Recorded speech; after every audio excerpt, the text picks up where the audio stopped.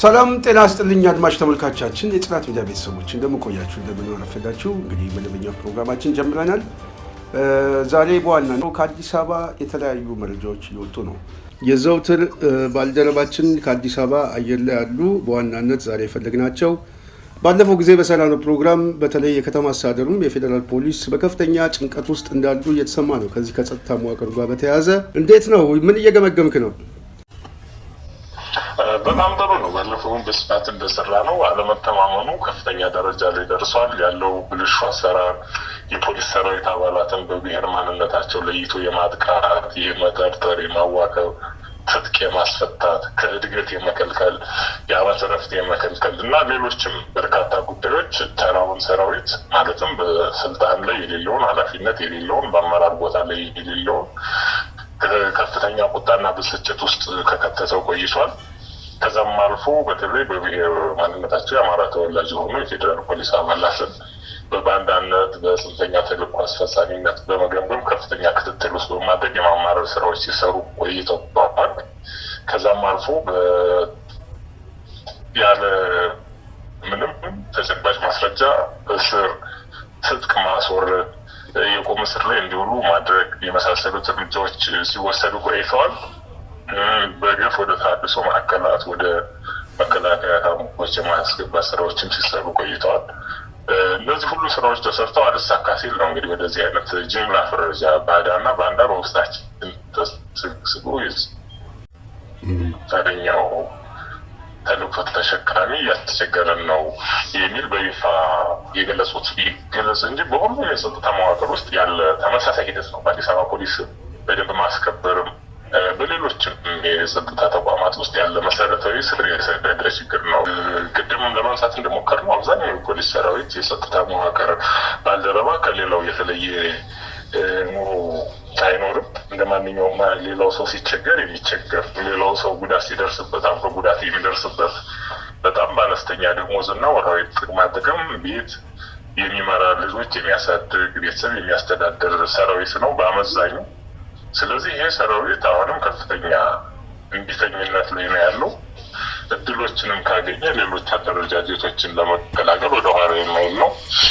በዋናነት ግን የተደራጀ ህዝባዊ እንቅስቃሴ ከተጀመረ ያንን ህዝባዊ እንቅስቃሴ ለመቀልበስ የሚንቀሳቀስ ሳይሆን በከፍተኛ ደረጃ የህዝባዊ አመፁ አቀጣጣይና የህዝባዊ እንቢተኝነቱ የህዝባዊ አመፁ ዋና አካል ሆኖ የሚቀጥል ኃይል ነው ስንታይ። አዎ ይሄ ነው እንግዲህ ስጋት ውስጥም የከተታቸው። ቅድም አንተ እንዳልከው አብዛኞቹም በተሃድሶ ስልጠና ውስጥ እንዲገቡና አለመተማመን ውስጣቸው እንዲፈጠር ነው። ምንድን ነው ብለህ ታስባለህ? ዋነኛ መሰረቱ አለመተማመን ነው። ከፍተኛ ስር የሰደደ አለመተማመን ሰፍኗል በሁሉም በፖለቲካ አመራሩ፣ በመንግስት መዋቅር ውስጥ ባሉ ከላይ እስከታች ባሉ መዋቅር አባላትም፣ በጸጥታ መዋቅር አባላትም በሁሉም ሴክተሮች ላይ ከፍተኛ አለመተማመን ስለገነገነ ያን አለመተማመን እነሱም ስለተቀበሉት ነው የበለጠ ይታመንልናል፣ የበለጠ የስርዓታችን ጠባቂ ነው፣ የስርዓታችን ጋሻ ነው። እነሱም ሳያፍሩ እንደሚሉት ጋቸና ሲርና ወይም የስርዓት ጠባቂ የስርዓት ጋሻ ብለው የሰየሙት መዋቅር ሪፐብሊካን ጋርድ፣ ገዳ ኮማንዶ፣ የኦሮሚያ ሚሊሻ ነው። በአዲስ አበባ መውጫና መግቢያ እንዲሁም ዋና ዋና ኬላዎች ላይ በፍተሻ እና በጥበቃ ስምሪት ላይ እያሳተፉ ያሉት። ከዚህ በተጨማሪ ለስርዓቱ አገልጋይ የሆኑ ወይም ከስርዓቱ አንዳንድ ጥቅሞችን እናገኛለን የሚሉ ሰዎችን በየስፍራው በማደራጀት ነው የሰላም ሰራዊት፣ የሰላም ዘብ የሚሉ አደረጃጀቶችን ለመመስረት እየተንቀሳቀሱ ያሉት። አለመተማመኑ ግን የቆየ ነው። በአመራር ብልሹነት፣ ብሔር የለየ ማግለል እና መጠራጠር፣ መድሎ፣ ጥቅማ ጥቅሞችን በበቂ ሁኔታ ያለማግኘት፣ የዓመት እረፍትን መከልከል የመሳሰሉት ነገሮች ተዳምረው ነው እዚህ ደረጃ የደረሰ። በተለይ መከላከያ ውስጥም እንደዚህ አይነት ስጋት አለ። በእግረኛውና በታችኛውና በላይኛው አመራር ላይ ያው አንድም ከጥቅም አኳያ የመጣ በሌላ በኩል የዘር አሰላለፉና ታማኝነት የፈጠረው መገለል ስርዓቱ አጠቃላይ በተለይ ጠበንጃ ከያዘው ጋር ተፋጦ ነው የሚገኘው እና ይሄ ነገር ምናልባት መልኩ ተቀይሮ ሄድም ኃይል ሊፈጠር ይችላል ብለህ ታስባለህ? ከመሀል አይታወቅም ምን ሊፈጠር እንደሚችል አስተማማኝ ትንበያ ማስቀመጥ አስቸጋሪ ነው። በተለይ አሁን ሁለት አይነት መደቦች ናቸው የተፈጠሩት። አንደኛው መደብ ተጠቃሚውና በዝባዡ መደብ፣ በተለይ ግጭትን እንደ ገንዘብ ማግኛ ዘዴ፣ ጦርነትን፣ ሰዎችን ሰላማዊ ሰዎችን ማሰር፣ ማፈን፣ የንግድ ማህበረሰብን ማዋከብ፣ ማሰር ላይ የተሰማራው የጸጥታ መዋቅር አመራሮች ፌዴራል ፖሊስ የሚሆን የሚሊሻ አዲስ አበባ ፖሊስ የሚሆን በመከላከያ ሰራዊት ውስጥ ያሉት በከፍተኛ ደረጃ በሙስና በመዘፈቅ ገንዘብ በማካበት ላይ ነው ያሉት። ገንዘብ ያሸሻሉ፣ ዶላር ያሸሻሉ፣ ከፍተኛ ባለሀብቶች ጋር በመመሳጠር ከከተማ አስተዳደሩ አመራሮች ጋር በመመሳጠር መሬት ወረራ ላይ በከፍተኛ ደረጃ ይሳተፋሉ፣ ጉዳይ ያስፈጽማሉ። ሁለተኛ ከፍተኛ ብዝበዛ ይፈጽማሉ። ስለዚህ ከፍተኛ አመራሩ በሁሉም ዘርፍ ያለ የጸጥታ አመራር በጣም ተጠቃሚና ከበርቴ ሆኗል። በተቃራኒው ተራውና ሰፊ ቁጥር ያለው መደበኛ ሰራዊት ግን በከፍተኛ ድህነት የኑሮ ውድነት የሚሰቃይ እና የሚጠበስ በመሆኑ የተቋሙ በመፈራረስ ላይ ይገኛል። እዚህ በመፈራረስ መዋቅር በመፈራረስ ነው ያጋጠመው። ይህ ነገር ወደ የትኛውም አቅጣጫ ሊቀየር ይችላል። ለምን ሰራዊቱ የኔ ነው የሚለው ስርዓት ስለሌለው የትኛውንም አይነት እርምጃ ከመውሰድ ወደኋላ በከፍተኛ ደረጃ የመጨረሻ ደረጃ ላይ መድረሱ ነው። ሙከራዎችን መታየታቸው በየቦታው ምልክቶች እየታዩ እኮ ነው። አንደኛ ሰው ከዚህ በፊት ይደርሱበት የነበሩ ግፎችን አሜን ብሎ የመቀበል ይመጡ የነበሩ ጫናዎችን ሁሉ የመሸከምና የመቀበል ነገሮች የነበሩ ቢሆንም አሁን ግን በከፍተኛ ደረጃ የትራፊክ ቅጣትን ያለመቀበል፣ ያለ አግባብ የሚጠየቁ መዋጮዎችን ያለመክፈል እና የመጡ ነገሮች ሁሉ መቀበል የማቆም ምልክቶች በየቦታው እየታዩ ነው ያሉት። ስለዚህ ከዛ ወደ ነገ እየተሸጋገረ ነው የሚባል ሳይሆን በከፍተኛ ደረጃ እየተባባሰ ያለ በተጠንቀቅ ላይ ያለ እንቅስቃሴ ነው ያለው። ምልክቶች የሚያሳዩት እሱን ስለሆነ መዋጮ በጣም ከፍተኛ ነው። ከዛ ውጭም ያለ መመሪያ ሰውን የቤት መሆን ሲገባው የቤት ባለቤት እንዳይሆን እየተደረገ ስለሆነ ከብዙ ገፊ ችግሮች እንደ አንድ ዋነኛ ችግር ሆኖ ያገለግላል። ከዛ ውጭም እኛም በስፋት ባለፈው እንዳነሳ ነው በኮሪደር ልማት የሚባል ድንገተኛ እንቅስቃሴ በጣም ከፍተኛ ቁጥር ያለው ሰው ነው የተፈናቀለው። በርካታ የንግድ ተቋማት ፈርሰዋል፣ ወድመዋል። መኖሪያ ቤቶች ፈርሰዋል፣ ነባር ሰፈሮች ፈርሰዋል። ከዛ የተፈናቀለው ሰው የትም ቦታ ስለሆነ የተበተነው ችግሮችን ከሚያባብሱ ነገሮች አንዱ ይሄ ነው። ከመኖሪያ መንደር ከስራ ቦታ የመፈናቀልና ሜዳ ላይ የመጣር ችግሮች በፍጹም ስንታየው አንደኛ ሃይማኖታዊ መልክም ለመስጠት ሙከራዎች እየተደረጉ ነው እንዳየኸው። በተለይ የስርዓቱ ዋነኛ ተለጣፊ የሆኑ ጸረ ኦርቶዶክሳውያን ግንባሮች ይህንን ፕሮፓጋንዳ በከፍተኛ ደረጃ የማገዝና የማስፋፋት ስራዎች ለመስራት ሙከራ እያደረጉ ነው። ግን ምንም አይነት የሚፈይደው ነገር የለም። በራሳቸው ላይ ያለውን ተቀባይነት የበለጠ የሚያሟጥጥና የሚያሳጣ ነው እያንዳንዱ እየሰሩ ያለው ስራ ስንታኝ። በተለይ እናንተ የጸጥታ መዋቅር ውስጥም ያላችሁ ሰዎች እንደዚህ አይነት የፕሮፓጋንዳ ሁኔታውን በምን ሁኔታ ነው የምትነጋገሩበት? መቼም ታውቁታላችሁ፣ ውስጣችሁ ያለው ከፍተኛ መገፋትና በደል ይታወቃል። ግን ያገዛዙ እንደዚህ አይነት ፕሮፓጋንዳ ሲመጣ በተለይ የጸጥታ መዋቅር ውስጥ ያሉት ኃይሎች እንዴት ይረዱታል? ሁሉም ነገር ውሸት መሆኑን የጸጥታ መዋቅሩ ከላይ እስከታች በተለይ ከአመራሩ ከተሿሚውና ከከፍተኛ አመራሩ በዝርፊያ ተጠቃሚ ከሆነው መዋቅሮች ካለው ሰው ሁሉም ይረዳል።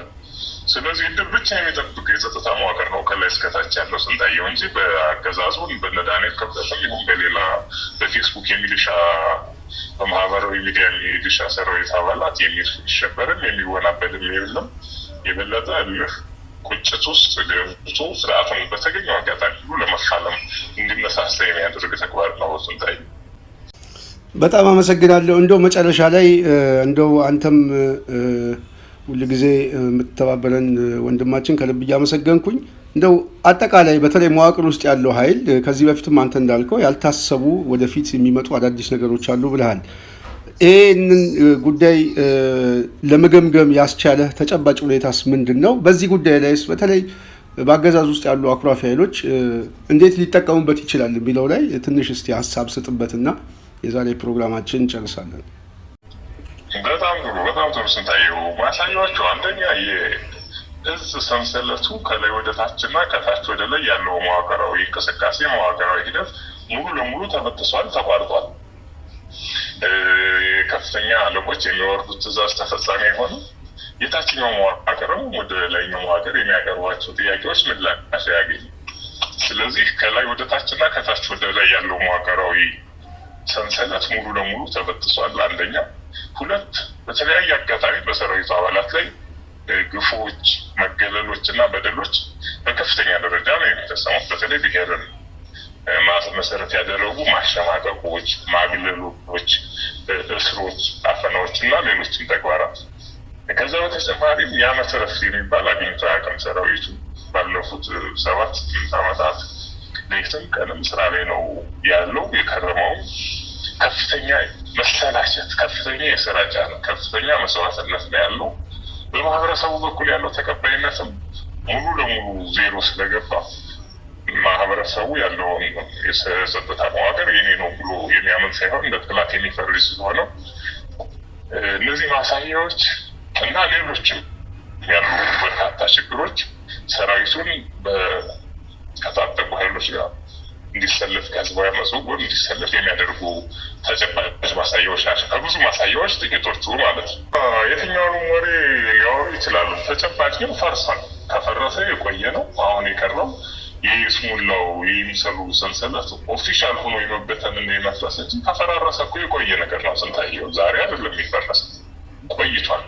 መዋቅሩ በህጋዊ መንገድ መመራት ካቆመ ከላይ ወደ ታች ከታች ወደ ላይ ያለው የሰንሰለትና እንቅስቃሴ ቁጥጥር ከተሸረሸረና ዜሮ ከገባ የቆየ ነገር ስለሆነ ከፈረሰ ቆይቷል። አሁን የሚቀረው ነገር ምንድነው? ይፋዊ ፈረሳ አካሄዱ በሌላ ይፋዊ ኃይል መተካት ነው እንጂ የሚቀረው መዋቅሩ በይፋ ከፈረሰ ቆይቷል። ስንታይ ኢንፎርማሊ ፈርሷል። የሚጠበቀው የትኛው ኃይል መጥቶ ይጨርሰዋል የሚለው ነው። ውስጣዊ ነው ውጫዊ ኃይል ነው? እሱ ነው። በጣም ነው የማመሰግነው። መቼም የአዲስ አበባ ህዝብ ቅድም እንዳልከው ከፍተኛ መገፋትና መገለል የደረሰበት ህዝብ ነው። በተለይ አሁን ያለው አጠቃላይ ጫና እየበረታበት መጥቷል። ነጋዴው ከስራ እያቆመ ነው። መምህራኑ ማስተማር አልቻለም። ተማሪውም አመፅ ውስጥ ገብቷል። ሐኪሞቹ ከዚህ በፊት የዳቦ ጥያቄ ጠየቁት፣ እስካሁን መልስ አላገኘም። አጠቃላይ እነዚህ ጥያቄዎች ሰብሰብ ብለው ወደ ጎዳና የሚመጡበት ጊዜ ቅርብ ነው ብለህ ታምናለህ አንተ? በትክክል ሙከራዎች እኮ ታይተዋል። ቅርብ መሆን ሳይሆን ምልክቶችና ፍንዳታዎች እኮ ታይተዋል። በጅምር ደረጃ ታይተዋል ስንታይ። ስለዚህ ቅርብ ነው ሳይሆን እየተጀመረ ነው፣ በይፋም ተጀምሯል ብሎ መናገር ይቻላል። ግን ምንድነው ስርዓት የቆመው በውሸት ላይ ነው። አንተም እንደምታውቀው በተደጋጋሚ እንዳካለጥከው ውሸት፣ ሀሰት፣ በውሸት የሚመራ በውሸት ፖሊሲ የሚገፋ መንግስታዊ መዋቅር ነው። ታላቁ ሩጫ በሰላም ተጠናቀቀ ማለት አይቻልም። አንደኛ ከፍተኛ ተቃውሞዎች፣ ከፍተኛ አመጾች የተስተናገዱበት በታላቁ ሩጫ ላይ ከፍተኛ ቅሬታዎች፣ ተቃውሞዎች ተንጸባርቀዋል። የታጠቁ ቡድኖችን የሚያወድሱ መንግስትን የሚያጣጥሉ የሚሳደቡ በርካታ መፈክሮችም ተሰጥተዋል። ስለዚህ በሰላም ተጠናቀቀ ማለት አይቻልም። ሁለት፣ በእንደዚህ አይነት ሁኔታ ውስጥ የመንግስት መዋቅር መንገዶችን ይዘጋል። ከፍተኛ የሴኩሪቲ ሰዎችን ስለሚያሰማራ በእንደዚህ አይነት ተጋላጭ በሆኑ ነገሮች ላይ በይፋ የሚወጣው ማህበረሰብ አነስተኛ በመሆኑ ነው። ግን እንደዛም ሆኖ ከፍተኛ ተቃውሞዎች ተሰምተዋል። ስንታታይ በዋናነት ቅድም እንዳልከው በተለይ ደግሞ ባንዲራ ሁሉ ተቀብተው የገቡ ሰዎች ለአሰብ ወደብ እንታገላለን፣ ወደብ እናመጣለን፣ ብሔራዊ ክብራችን እናስጠብቃለን የሚል ባንዲራ ሁሉ ሲያስጠፋ ታይቷል። እና ይሄ ራሱ የተቃውሞ ማሳያ አይሆንም እንዴ? በትክክል ከበቂ በላይ ምልክቶች ታይተዋል እኮ። አንደኛ ሰንደቅ ዓላማ የመቀማት፣ የመወርወር፣ የመፋቅ፣ ሁለተኛ ተሳታፊዎች ላይ ከፍተኛ የማዋከብ ስራዎችን መስራት፣ የማሸማቀቅና የማዋከብ ስራዎች በስፋት ተሰርተዋል። ግን እንደዚህ አይነት ነገሮች ተሰርተው ሌላኛው ቲሸርቶችን መጀመሪያ ቲሸርቶችን ማን ገዛ ማን ተመዘገበ የሚለውም ይታወቃል። አንተ እንደምታውቀው በተሳታፊነት በዚህ ሁኔታ የሚሳተፉ ሰዎች እነማን ናቸው የሚለው ቀድሞውኑ ስክሪን የተደረገ ነው። አብዛኛው ከስርዓቱ ጋር ግንኙነት ያለው ትስስር ያለው ሰው ቲሸርቶችን እንዲገዛ እንዲመዘገብ የተደረገበት። በዋናነት የዘንድሮን ታላቁ ሩጫ የኦህዴድ ካድሬዎች በተለይ ከዚህ ከአዲስ አበባ ዙሪያ ላይ ያሉትን በማስገባት ጎብዬ ምናምን የሚባል እና በየተለያየ መንግስት ትርኢት ላይ የሚሳተፉትን ኃይሎች ሙሉ ለሙሉ ተመዝግበው እንዲያልቅ ነው የተደረገውና ቀድሞ የተሰራና የካድሬ ምዝገባ እንደሆነ ግልጽ ነው። ግን እዛ የካድሬ ምዝገባ ላይም እንደ አንድ የከተማው ማሳያ አድርጎ የሚጠቀሙ የብልጽግና የካድሬ የሚዲያ ሰራዊት ትርጉም የለሽ ቅስቀሳ እንደሆነ ነው አንተ እየነገርከኝ ያለው።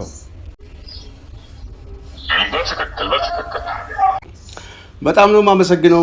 ሁልጊዜም የጽናት የተለያዩ መረጃዎችን ሰጠን። በተለይ ከጸጥታ መዋቅር ውስጥም ያለ በተለይ ለነጻነት የሚታገሉ ኃይሎች የበለጠ ይህንን ግንባር ቀደም ሆነ ኃላፊነት ወስደ በዚህ ትግል ውስጥ ለጽናት ሚዲያ የምትሰጠን መረጃ ሁሉ ከልብ እናመሰግናለን። እግዚአብሔር ይስጥልን ወንድም አለ።